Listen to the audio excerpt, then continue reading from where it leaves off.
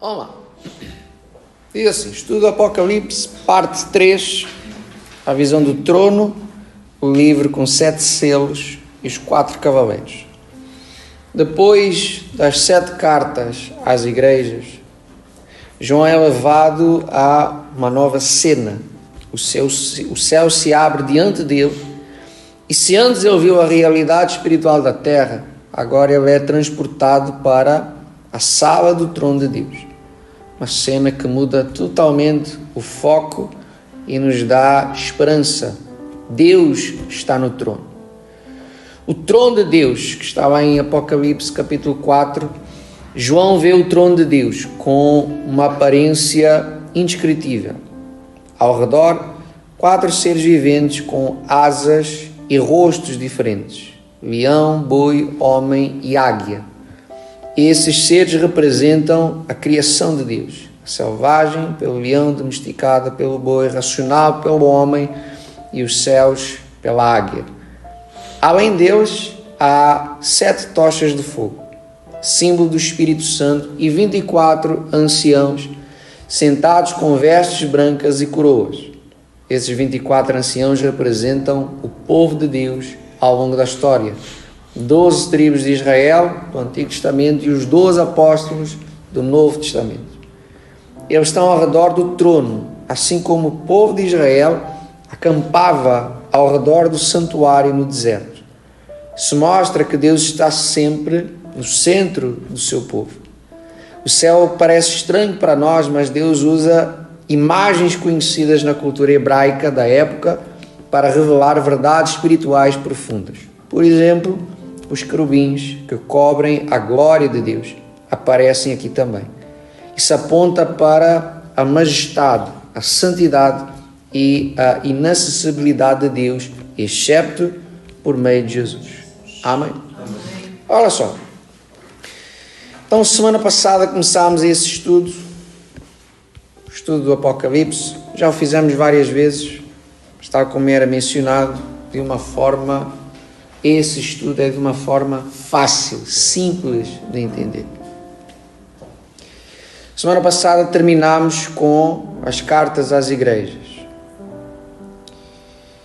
Falávamos que das 4, se calhar podem haver mais, mas das 4 interpretações mencionadas, nós iríamos seguir uma, que é a historicista.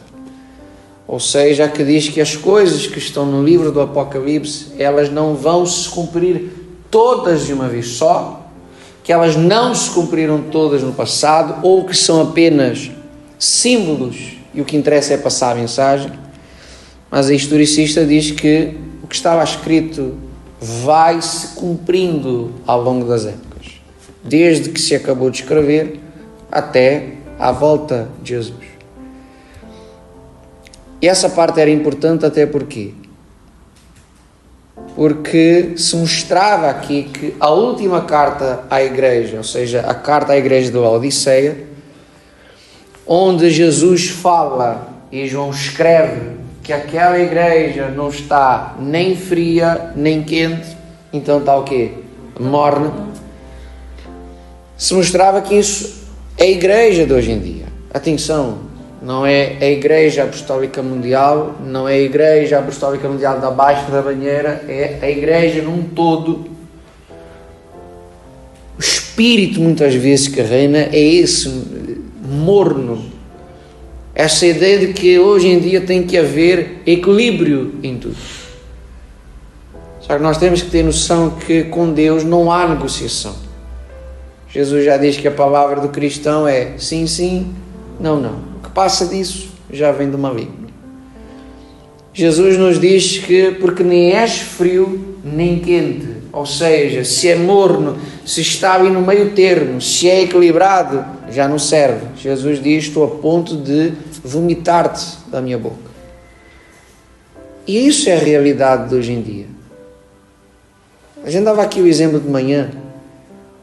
Vamos pôr de há 25 anos para trás. Se falar para alguém que vinha a uma igreja evangélica, será gozado à força toda. Dizer eu sou cristão, eu sou evangélico, principalmente os jovens, iriam virar a piada nem era da turma, era da escola. Depois haveria várias formas de reagir a isso. Mas que a gente virava piada, virava. Hoje em dia tudo é evangélico. As vossas turmas, tudo é evangélico. Não vão à igreja. Dão um péssimo exemplo, mas todos são evangélicos. Já não são frios, porque já têm contacto com a palavra, mas também não são fervorosos, também não estão quentes. Então andam ali no meio termo. Só que aquilo que é a vontade de Deus e aquilo que é a vontade da carne, com Deus, nós temos que ser radicais, não há negociação. Não dá para chegar diante de Deus e dizer: Senhor, eu até adultero, mas eu não sou mentiroso. Eu minto, mas só de vez em quando. Eu engano, mas não é sempre, é às vezes. E isso é tentar negociar e encontrar um ponto de equilíbrio.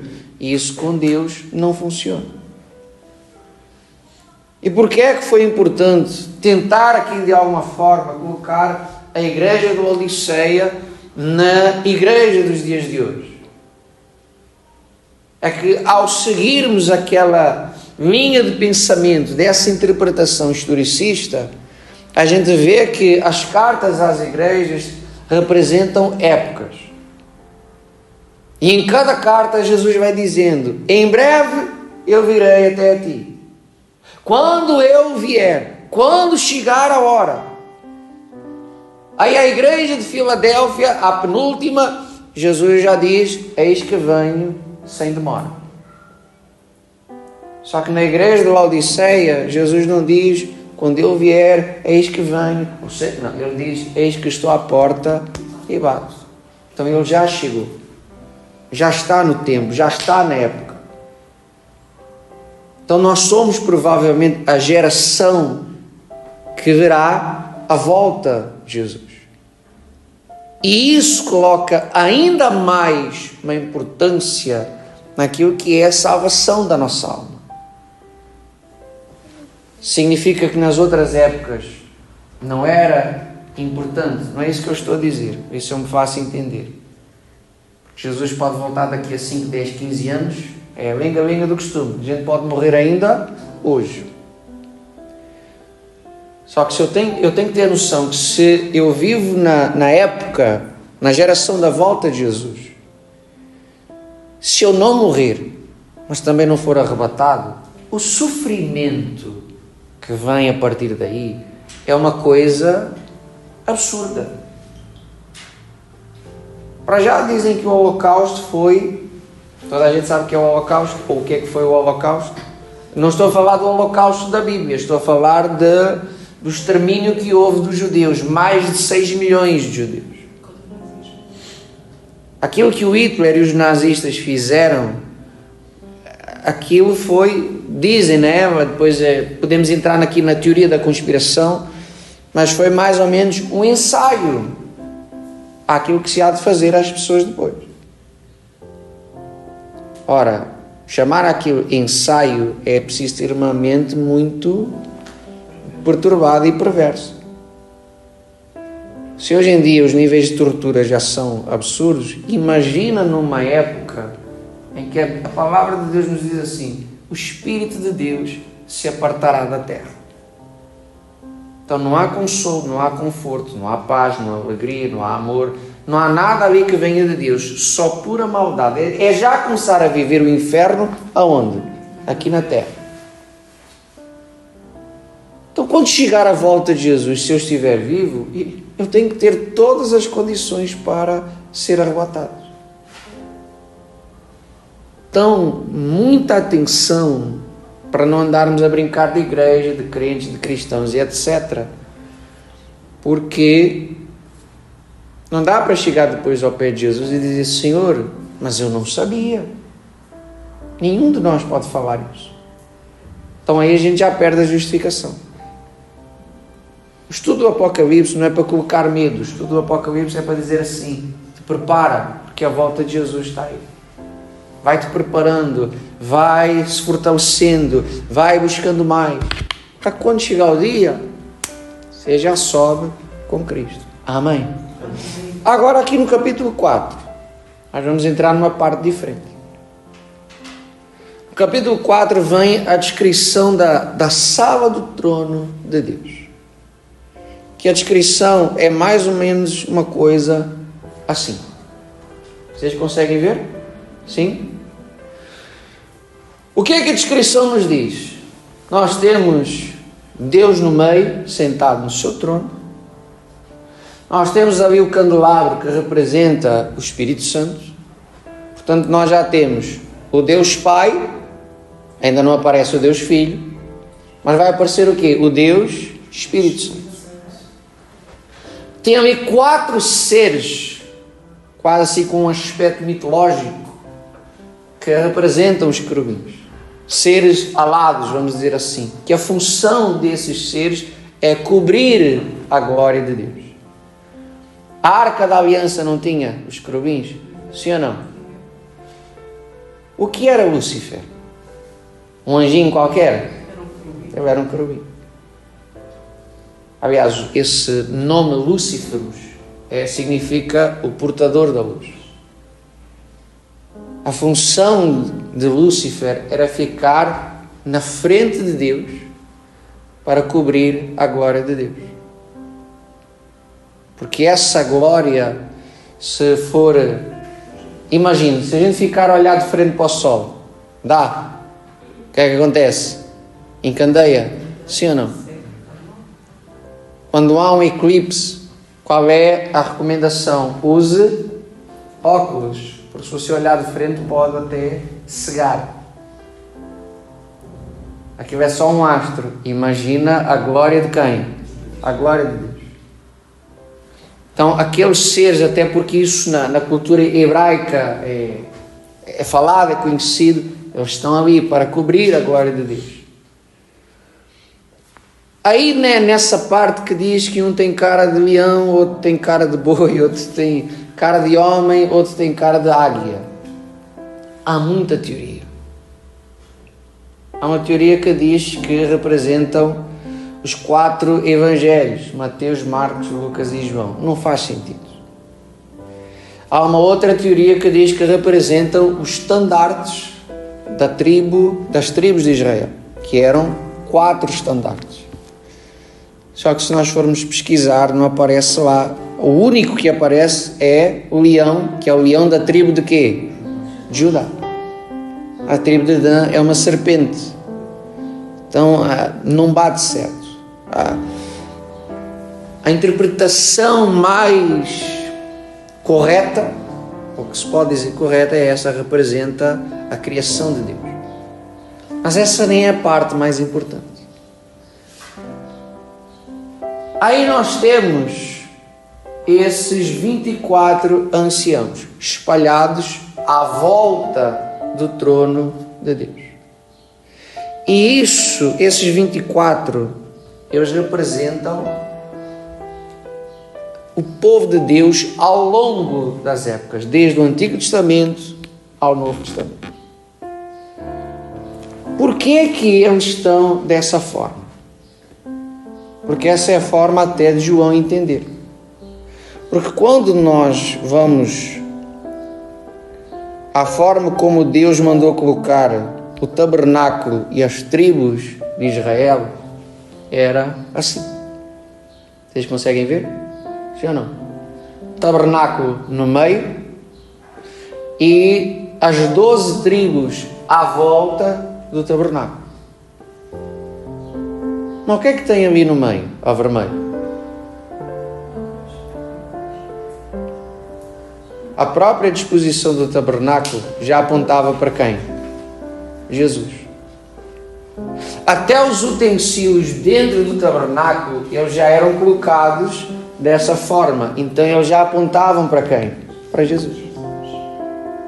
Há muito essa ideia de que não se fala de Jesus no Antigo Testamento. Isso é coisa do Novo Testamento. Aliás, os judeus então nem acreditam em Jesus como Filho de Deus. A realidade é que desde sempre tudo já apontava para quem? Para Jesus. Então, João A Bíblia diz que ele é arrebatado à sala do trono e tem essa visão. Bispo, isso é importante para quê? Porque no capítulo 4 diz que o que está sentado no trono, que no caso é quem? Deus, tem na sua mão um rolo, um pergaminho, mas que ninguém pode abrir. Diz que não há ninguém que seja digno de abrir aquilo. Só que agora vai aparecer aquele que é digno. Olha só, Apocalipse capítulo 5, versículo 1. Diz assim: vi na destra do que estava assentado sobre o trono um livro escrito, o quê? Por dentro e por dentro e por fora, selado com 7 selos. E vi um anjo forte bradando com grande voz: quem é digno de abrir o livro e de desatar os seus selos? E ninguém no céu, nem na terra, nem debaixo da terra podia abrir o livro, nem olhar para ele. E eu chorava muito, porque ninguém fora achado digno de abrir o livro, nem de o ler, nem de olhar para ele. Disse-me um dos anciãos: não chores. Eis aqui o leão da tribo de Judá, a raiz de Davi, que venceu para abrir o livro e desatar os seus 7 selos. E olhei, e eis que estava no meio do trono e dos 4 animais viventes, e entre os anciãos, um cordeiro, como havendo sido morto, e tinha 7 chifres e 7 olhos, que são os 7 Espíritos de Deus enviados a toda a terra. E veio e tomou o livro da destra do que estava assentado no trono.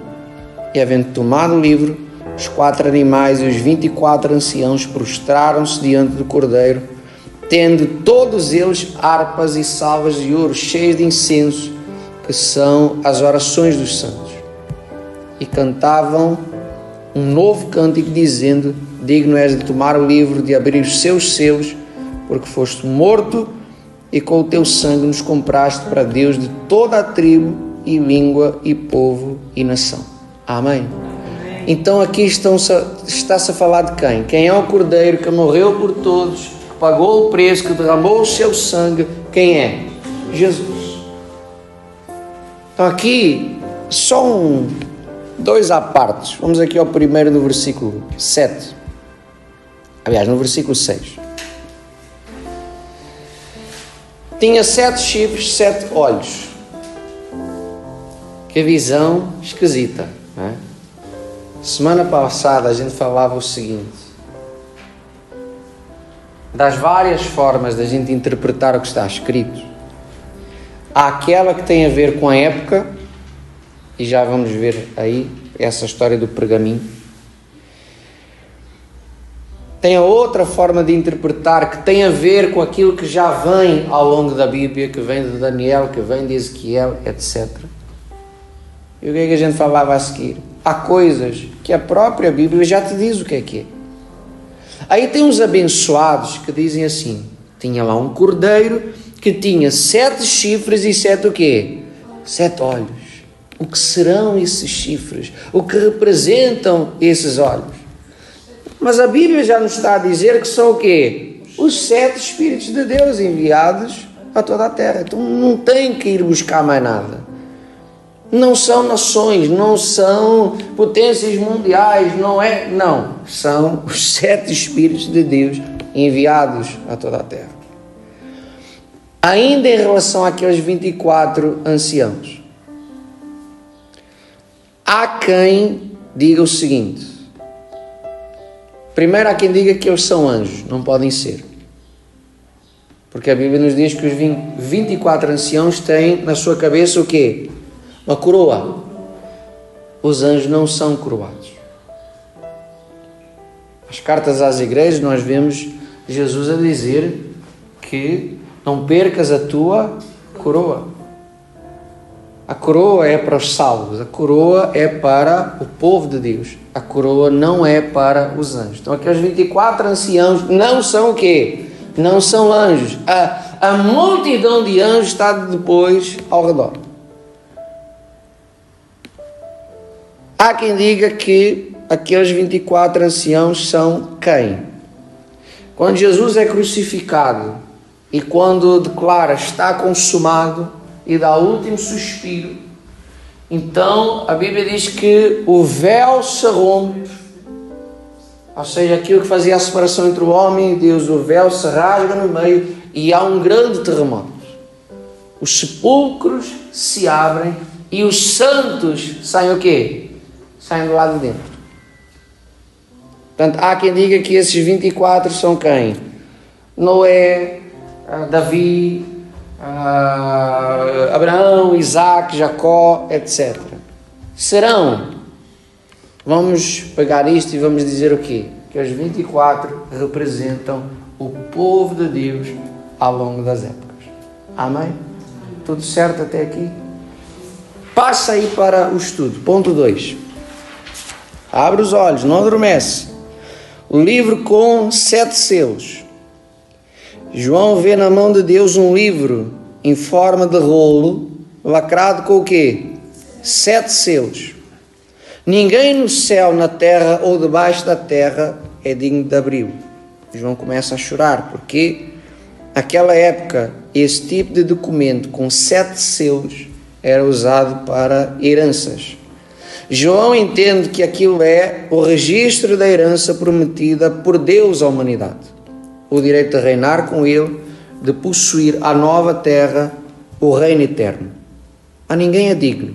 Então a herança está perdida, até que um dos anciãos diz: não chores. O leão da tribo de Judá, a raiz de Davi, venceu para abrir o livro.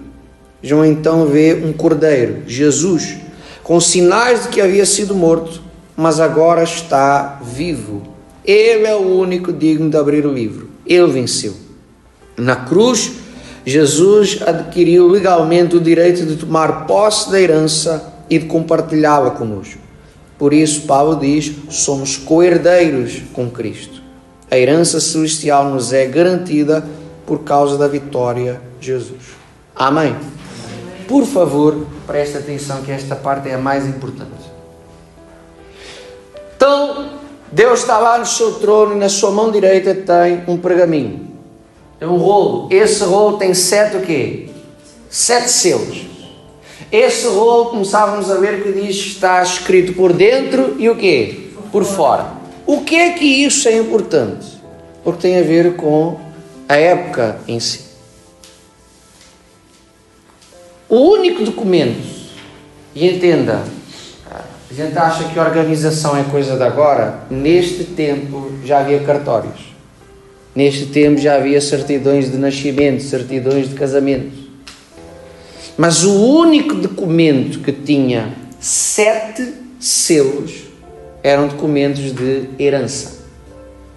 Os outros poderiam ter até 3 selos, 3 lacres. Toda a gente sabe que são aqueles selos, sim ou não? Por causa do Game of Thrones ou coisa parecida, ou aulas de história, não é? Aquilo era a forma de manter aquela carta, aquele documento intacto. Então, o único documento que continha 7 selos era um documento de herança. Diz, mas não poderia haver aqui uma confusão, um equívoco? Aí vem a história que diz, a história ou o que está escrito, esse rolo estava escrito por dentro e o quê? Por fora. Quando nós recebemos uma carta hoje, bispo, eu não recebo cartas, só e-mails, ok. Mas no tempo das cartas, a gente recebe só a folhinha A4 dobrada, a gente recebe um envelope, ou a carta vem dentro do envelope. O envelope vem em branco. Se for uma entidade, se for algo do Estado, as finanças mandam-te um envelope em branco com a nota de cobrança lá dentro. É isso? Não, por fora tem a dizer o quê? Autoridade tributária, certo? Sim. A conta da luz vem, cá fora vem a dizer o quê? EDP, Endesa, Galp, etc. Ou seja, o que está escrito por fora de alguma forma já nos dá pistas daquilo que está escrito o quê? Lá dentro. A partir do momento, entenda, a herança só podia ser aberta, aqueles selos só podiam ser quebrados por um herdeiro. Daí já vai entrar Jesus. Agora imagina, todos os vossos pais vos deixam heranças. Era bom, não é?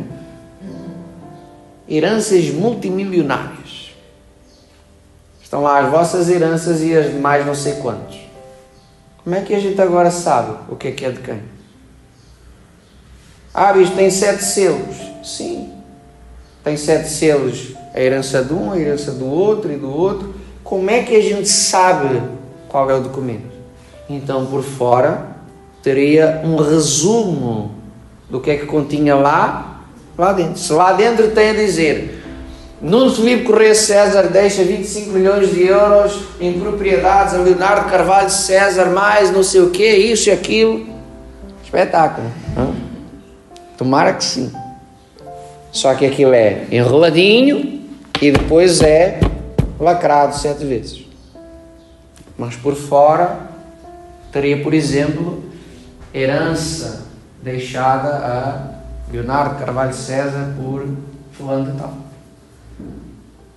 Então tudo aquilo que João viu daquele documento mostra que aquele é um documento de herança.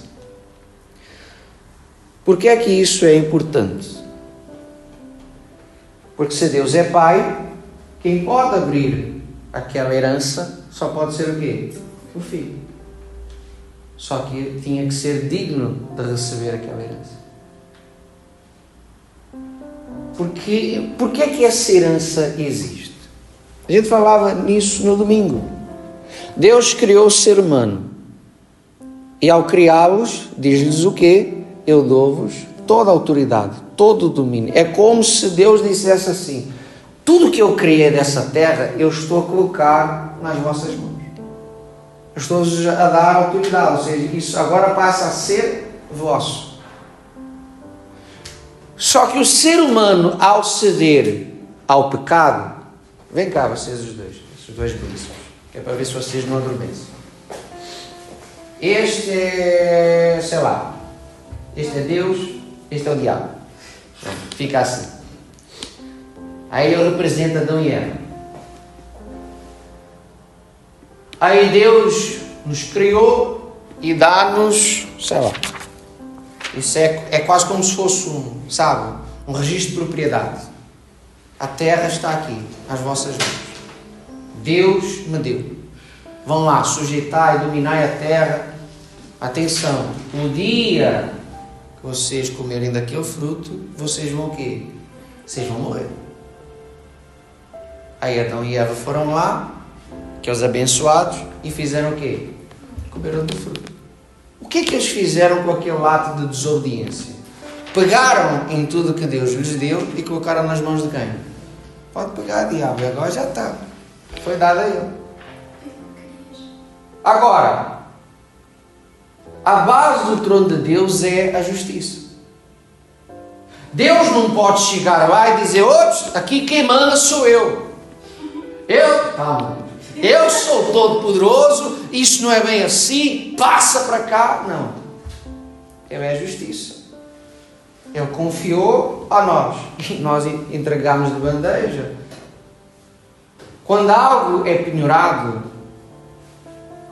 para se reaver a propriedade, aquela dívida tem que ser o quê? Tem que ser paga, tem que ser quitada. É aí que entra Jesus. Porque é vida por quê? Por vida. E até o sacrifício de Jesus, este documento, vamos chamar assim, está nas mãos de quem? Do diabo.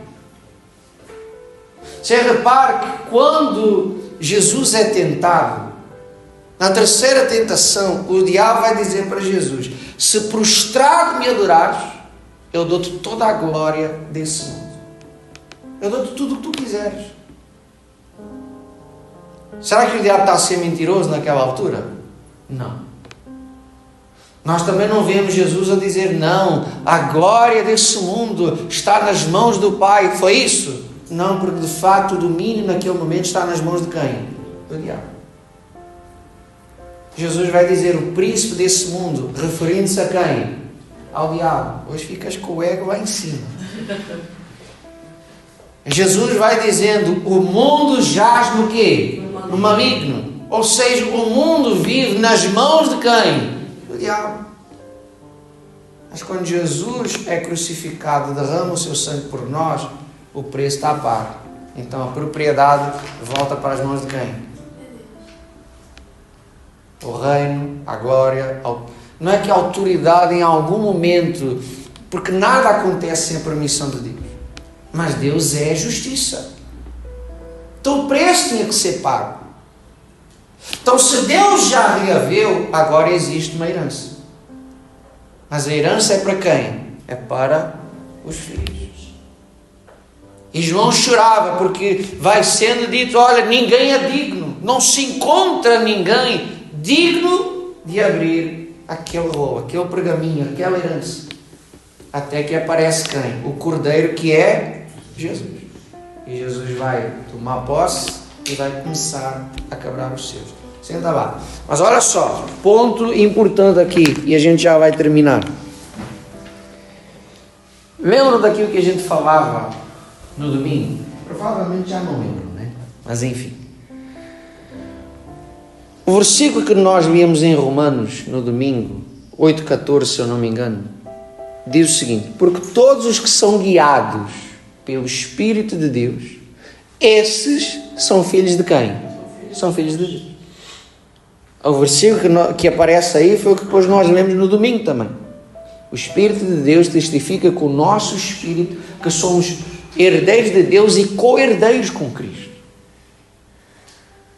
Então, o preço já foi pago para que a gente possa voltar a reinar com Deus. Atenção, a herança não é para quem é criatura. A herança é para quem? Para aquele que é um filho de Deus. Daí a nossa luta. Para de brincar de igreja. Para de não levar a sério as coisas de Deus. Para de achar que o que está escrito na Bíblia é só religiosidade para causar medo. Porque vê-se muita gente hoje a bater no peito e a dizer, não, eu sou um filho de Deus. Mas a palavra de Deus já te vai alertando. Todos quem? Todos que são guiados pelo Espírito de Deus. Esses, não é todos, esses é que são filhos de quem? Filhos de Deus. Então não há salvação se não houver entrega, se eu não for cheio do Espírito Santo, se eu de facto não tiver esse compromisso. E Jesus já pagou o preço, e os céus já começaram a ser abertos, e a herança está lá, mas a herança é para os filhos. Vamos voltar ao nosso exemplo de há pouco. São muito amigos os dois, parece que foram separados à nascença. Mas a herança está lá. Nuno Filipe Correia César deixa X a Leonardo Carvalho César, ao seu filho. São muito amigos, gosto muito do Elton, mas ele vai receber a herança, o Elton? Não. Porque não é o quê? Filho, nem adotado sequer. A herança é para os filhos. Eu vou à igreja, eu creio em Deus, diz a pessoa, eu leio a Bíblia. Sim, mas você já tem esse compromisso com Deus, já se entregou a Ele, o seu Espírito Santo já... Não, então não está salvo. Aliás, que fique bem assente, quem está salvo tem certeza da salvação. Quem está salvo não tem medo de morrer, não tem medo da morte, sabe que o dia que Jesus cobrar a alma dessa pessoa, já vai direitinha para o pé do Pai. Porque o Espírito de Deus testifica com o nosso Espírito que somos herdeiros dele e co-herdeiros com Cristo. Amém? Vocês entenderam até aqui? Sim ou não? Vamos lá continuar aqui. Essa parte dos cavaleiros nós vamos só introduzi-la, mas só vamos estudar estudá-la para a próxima semana. Mas olha só, diz assim: os 4 cavaleiros que aparecem em Apocalipse 6, conforme Jesus quebra os selos, eventos proféticos são liberados. Primeiro selo, cavaleiro branco. Muitos entendem como o próprio Evangelho sendo proclamado no mundo, porque ele tem uma coroa, autoridade e sai vencendo. É a vitória do reino de Deus se espalhando. Segundo selo, cavaleiro vermelho, representa a guerra, a violência e o conflito. Terceiro selo, cavaleiro preto, representa a fome e crise económica. Uma balança na mão simboliza o alto custo de sobrevivência. Quarto selo, cavaleiro amarelo, pálido, representa a morte associada à peste, doença e destruição. Esses cavaleiros não agem por conta própria. Eles são parte do juízo de Deus ao longo da história. Quando olhamos para Mateus 24, vemos a mesma ordem dos eventos. O Evangelho sendo pregado, depois guerras, fome, doenças e morte. Jesus está descrevendo o que João vê aqui, mas com imagens diferentes. Eles representam uma realidade contínua, não apenas eventos futuros. Eles já operam no mundo hoje, enquanto aguardamos a vinda do Senhor. Amém? Olha só, como eu dizia, a gente não vai desenvolver isso aqui hoje, até porque isto tem aqui 2 vertentes que têm que ser bem explicadas. Só quero deixar aqui um ponto, que era aquilo que se deixava aqui para se refletir hoje de manhã. A Bíblia diz que Jesus virá para vir buscar a sua igreja. Há 3 teorias em relação ao arrebatamento. Uma que diz que antes que o anticristo surja, antes que haja um acordo de paz, antes que comece a perseguição, a igreja de Cristo é arrebatada. Não acredito muito nisso. A palavra de Deus manda-nos fugir para os montes, diz que vai acontecer assim, assado, então. Aí dividimos isto em 7 anos, 3 anos e meio de uma falsa paz, 3 anos e meio de puro terror. Na minha opinião, ideia, a igreja de Cristo será arrebatada ali no meio. Diz, se Jesus já veio buscar os que são seus, por que é que não acaba tudo aí? Se os salvos já foram arrebatados, qual é a necessidade de destruição, disso, daquilo, de terror? Jesus já que veio buscar a sua igreja, ou que a igreja foi arrebatada, então já derrotava o anticristo, a besta, o falso profeta, tudo e mais uma coisa, e assunto resolvido. Só que muitas vezes o juízo de Deus não é para trazer castigo. É para mais uma vez dar oportunidade para que haja salvação. Porque nesse período de 3 anos e meio da grande tribulação, ainda há chance de ser salvo. Desde que a pessoa não negue a quem? A Jesus. E não vai ser fácil. Vocês imaginam só, olha bem para cá. Até quem está a dormir, olha para cá. Vocês conseguem imaginar a dor de vos arrancarem as unhas a sangue frio? Ou os dentes, sem anestesia? Ou membros, sei lá. Ou acham que é só chegar lá e dizer: eu nego o anticristo e aceito Jesus. Pá! Tiro na cabeça e acabou. Não vai ser assim. Primeiro vão torturar a pessoa. Lembra que a gente falava ao princípio? O holocausto foi só o quê? Um ensaio. A Bíblia ainda nos dá a entender: os homens vão procurar a morte e não vão achá-la. A pessoa vai tentar morrer e não vai o quê? E não vai conseguir. E Deus vai permitir isso tudo? Sim, porque nesse período ainda tem gente que vai ser salva. Principalmente aqueles que um dia frequentaram o quê? A igreja. Porque vão se lembrar de todas estas pregações e vão dizer, sabe o quê? Afinal, era tudo verdade. E eu podia ter sido salvo e não fui. Então Deus ainda vai permitir mais essa oportunidade, que é aquela velha lenga-lenga de aqueles que não chegam a Cristo pelo amor, vão chegar pelo quê? Pela dor. Há uns que não têm jeito mesmo e nem dessa forma vão ser salvos. Mas vai haver uns quantos que nessa altura os olhos vão se abrir. A pessoa vai chorar muito, mas vai ter um último esforço para ser o quê? Salva. Ao fim e ao cabo é só aguentar 3 anos e meio, né? Mas a coisa não vai ser fácil. Então cuide da sua salvação. Amém? Vamos terminar. Conclusão, cuidar da salvação hoje.